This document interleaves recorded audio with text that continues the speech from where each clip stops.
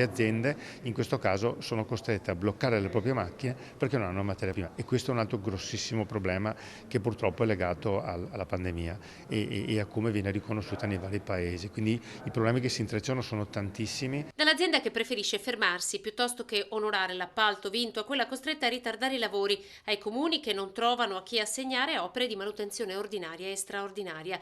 La speculazione in atto sui prezzi delle materie prime sta bloccando i cantieri. Stiamo parlando nella media di aumenti del 20-25%, anche 30% certe materie prime. Mi permetto di dire che negli ultimi anni, specialmente nel settore edile, gli aumenti sono stati poco, o vorrei dire anche irrisori per quanto riguarda il prezzo di mercato.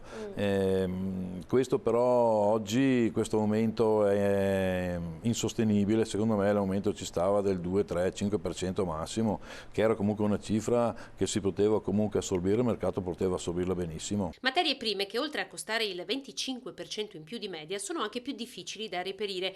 Componenti e materiali arrivano anche a distanza di 45 settimane dall'ordine. Nel mio ambito mi occupo di integratori e sono cresciute esponenzialmente la richiesta delle capsule.